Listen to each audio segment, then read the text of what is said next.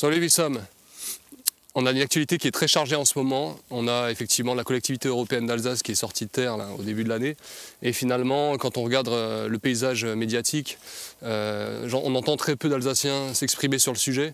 On entend énormément de personnes d'outre-Vosges nous expliquer finalement qu'est-ce qui est bien pour nous, qu'est-ce qui ne l'est pas. On entend donc beaucoup de nationalistes français aussi qui montent au créneau parce que pour eux c'est une tentative d'annexion de l'Alsace, c'est une tentative d'invasion d'Angela Merkel qui convoiterait ce territoire, ou alors c'est une tentative de Bruxelles de contrôler, de dépecer finalement les nations, etc. etc. Bon, on entend énormément de choses, donc ça c'est leur point de vue. Encore une fois, comme je le disais dans la première vidéo, on ne peut pas reprocher à son ennemi de se battre. En fait, il est là pour ça, il est là pour gagner la guerre. On ne peut pas lui en vouloir.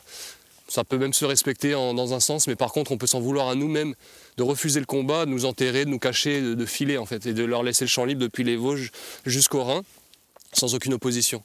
Donc c'est pas le cas, en fait, il y a des gens qui sont pas d'accord avec ça, et il y a des gens qui ont envie de leur dire qu'ils s'intéressent un petit peu à ce qui se passe de l'autre côté des Vosges, vers chez eux là-bas, et qui nous laissent un petit peu nous exprimer nous-mêmes en fait sur les sujets qui nous concernent, qui nous laissent un petit peu avoir notre politique, notre avis, la main en fait sur nos destins. Et donc c'est pour ça que ma vidéo, elle ne s'adresse pas à ces gens-là. Moi je m'en bats un peu les reins de ces gens-là. Moi je m'adresse aux Alsaciens, je m'adresse à mon peuple, je m'adresse à mes compatriotes d'Alsace en fait. C'est à eux finalement de s'emparer de ces sujets, c'est à eux de les défendre, c'est à nous en fait d'aller dans les tranchées et de ne pas les laisser avancer en fait, et qu'on ne leur laisse pas un seul centimètre carré en fait de notre terre en fait. S'ils ne sont pas contents, mais qu'ils rentrent chez eux. Si ça les dérange d'entendre de l'alsacien quand ils vont à la boulangerie, si ça les dérange de ne pas arriver à se débrouiller en lisant des panneaux à l'entrée des villes parce qu'ils n'arrivent pas à les déchiffrer, qui rentrent là où ça les arrange, enfin là où finalement ils se sentent visiblement le mieux, qu'ils retournent à Paris par exemple. Donc voilà, il faut savoir que sur le sujet là, de la CEA, pour revenir là-dessus, il y a énormément de nationalistes français qui s'emparent de ce sujet, tout simplement parce que ça a toujours été le cas depuis 1918.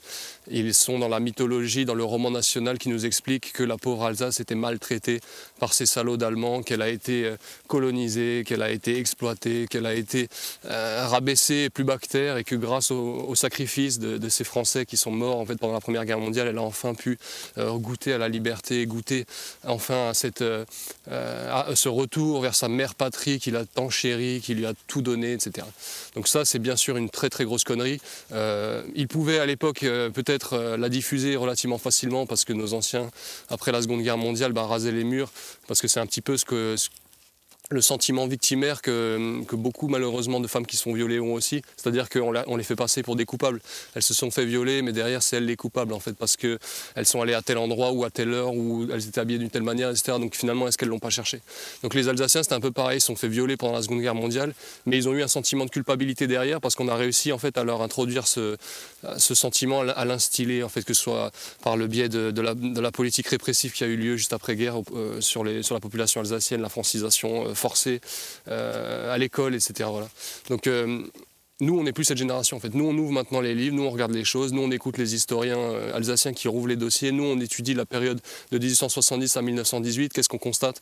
On constate qu'au contraire, c'est la période de l'âge d'or réellement de notre région. C'est à cette période que l'Alsace a été la plus proche d'une autonomie quasi totale, quasi complète. C'est durant cette période qu'on a eu le droit à avoir notre propre constitution, notre propre parlement, on avait nos propres élus qui pouvaient voter nos propres lois pour nous gouverner nous-mêmes. On a eu une constitution, je le disais, on a eu un hymne, on a eu un drapeau.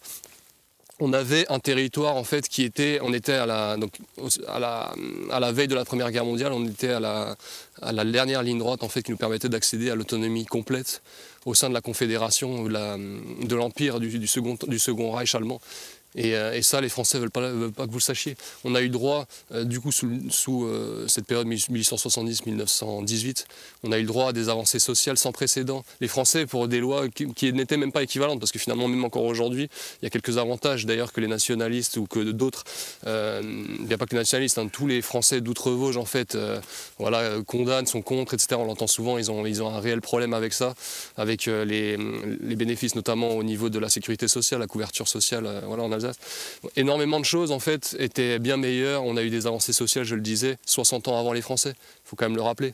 Donc voilà, nous on n'a pas eu besoin d'attendre le Front populaire ou je sais pas quoi. Notre histoire c'est pas ça en fait. Notre histoire c'est qu'on a eu des gens qui dès la fin du 19e siècle en fait ont obtenu des droits sociaux énormes en fait en termes de congés payés, en termes d'assurance maladie, etc., etc. Donc bref voilà, cette histoire ils veulent pas que vous la sachiez. Cette histoire ils l'ont falsifiée. Maintenant c'est à nous de nous battre et pas les laisser avancer en fait. On va pas leur céder un seul centimètre carré de notre terre. S'ils sont pas contents, qu'ils dégagent.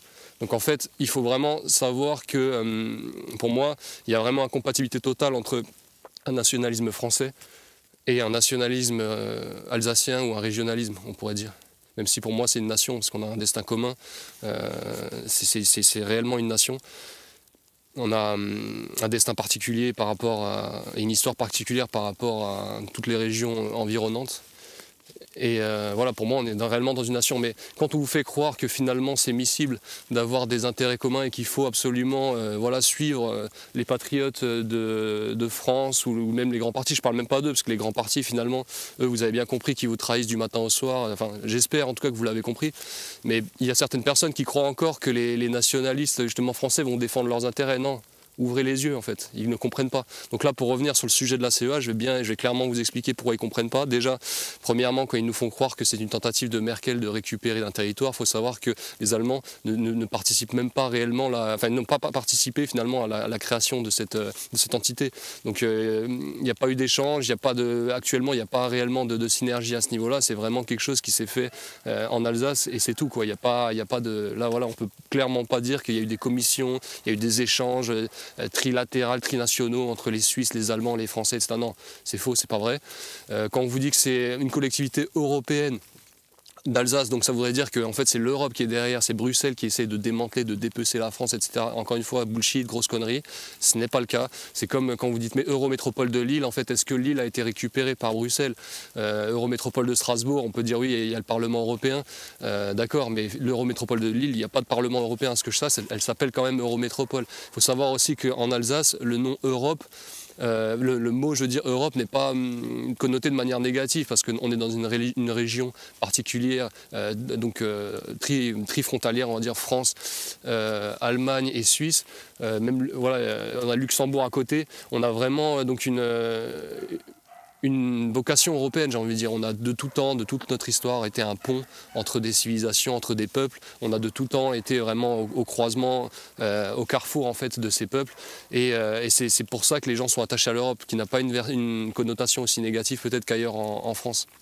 Les gens la voient plutôt d'un bon oeil. C'est pour ça que le nom commercial qui a été trouvé, Collectivité européenne d'Alsace, sert aussi quelque part à rassurer les gens, à les faire adhérer au projet.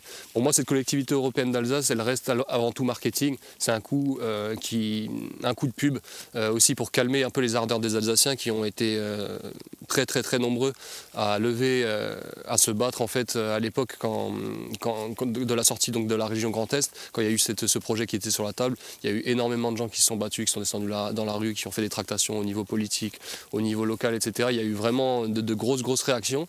Et pour calmer la populace alsacienne qui n'est toujours pas contente et qui revient à la charge constamment pour sortir de cette région Grand Est qui l'écrase et dans laquelle elle se ressent absolument pas. Voilà, on lui lâche un os à ronger, tiens vas-y bouffe et lâche-nous, voilà, fous-nous la paix quoi. Donc regardons maintenant ce qu'il y a dans cet os là. Donc déjà le nom pour moi il est clairement marketing, voilà, c'est du marketing classique, quoi, voilà, les gens européens ils se disent ok c'est cool, super, on va avoir des subventions ou on va avoir une possibilité peut-être d'arranger des échanges, etc. et de mettre en place une économie intéressante. Voilà, c'est un nom commercial numéro 1. Ensuite, quand on regarde l'histoire de l'Allemagne, comme je vous le disais, elle est clairement pas dans le game là pour l'instant. Voilà, on l'observe, on la sent pas pour l'instant partie prenante. Nos voisins, voilà, sont pas réellement partie prenante. On a une fusion des départements qui est réalisée entre le Bas-Rhin et le Haut-Rhin. Il faut savoir que même si le nom était sorti du fait de la règle de scrutin qui avait été émise à l'époque lorsqu'il y avait eu la consultation, en termes de nombre, si on prend l'ensemble des bulletins de vote, les gens avaient quand même majoritairement voté oui. Donc faut se le rappeler quand même que la majorité des Alsaciens avaient quand même voté oui, malgré la campagne du maire de Colmar qui avait milité fortement contre la fusion et qui avait d'ailleurs menti en disant que des institutions allaient être supprimées, etc., alors qu'il s'est avéré que c'était clairement faux. Voilà, la majorité des gens étaient quand même pour, donc là on a une fusion, bon ça va dans le sens de ce que la majorité des Alsaciens en tout cas voulaient. On a aussi derrière, donc quand on regarde un peu cet os à ronger, parce qu'on a l'impression que c'est génial et que c'est, ou qu'en tout cas les nationalistes d'un côté vous disent ah, c'est horrible, on perd l'Alsace qui se fait manger par l'Allemagne, et de l'autre côté on a des Alsaciens qui vous disent bon ben voilà, finalement on a réussi à avoir ce qu'on voulait, c'est ni l'un ni l'autre en fait, on n'a pas l'Alsace et on n'est pas non plus passé du côté allemand ou du côté suisse. Donc il faut clairement regarder ce qu'on a dedans. On a uniquement des routes, la gestion des autoroutes par exemple, c'est logique puisqu'en Alsace les autoroutes sont publiques, donc bon, c'est un peu logique qu'on ait un peu la main sur ce budget-là, donc ça va être voilà, l'infrastructure routière, il y a sur le tourisme. Et sur les relations transfrontalières, ça c'est un peu encore flou, il n'y a pas grand chose dedans. Donc c'est une coquille qui n'est pas encore qui est une coquille un peu vide, qui n'est pas très remplie. Mais c'est quand même un bon début, donc il faut quand même se dire en un sens que c'est une bonne chose parce que c'est quand même un premier pas. C'est clairement un petit pas et on est très très loin encore d'arriver au bout du chemin. Mais en tout cas on marche dans la bonne direction. On n'est pas en train de partir aux antipodes et ça c'est clairement une bonne chose. Changement de décor, j'ai un petit souci matériel donc je continue par rapport au bilinguisme. On a besoin effectivement d'avoir cette compétence-là, de pouvoir recruter des professeurs allemands, des professeurs d'allemand qui viennent d'Allemagne, qui connaissent, qui maîtrisent bien la langue. On a besoin de restaurer la capacité à nos jeunes de comprendre cette langue qui est la langue toit de notre langue régionale alsacienne. Ça va à la fois préserver notre langue régionale et ça va permettre aussi aux jeunes générations de beaucoup plus facilement apprendre leur langue. Donc on a besoin de ça d'un point de vue linguistique, mais on a aussi besoin de ça d'un point de vue professionnel. On a besoin, et économique, on a besoin de restaurer la capacité à notre région de redevenir ce qu'elle a toujours été, c'est-à-dire un carrefour entre le monde germanique et le monde latin, une région 3 frontières, Suisse, Allemagne, France, une région qui est au cœur des échanges, et dans laquelle normalement un Alsacien a son rôle à jouer, il est partie prenante essentielle, il est le pont, il est le lien, il est le traducteur, il est l'intermédiaire.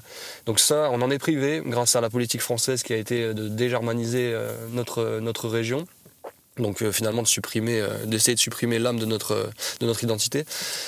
Voilà, on en a été privé, mais on va se battre et ça va dans ce sens-là justement, parce qu'on va pouvoir restaurer beaucoup plus facilement cette compétence. Et aussi au niveau professionnel, la politique de tuer l'allemand qui était en nous, de tuer cette langue, la capacité de comprendre cette langue, ça a privé nos jeunes d'un avenir professionnel qui est d'un grand pan de leur avenir professionnel. Ça les a privés d'aller travailler en Allemagne, d'aller travailler en Suisse.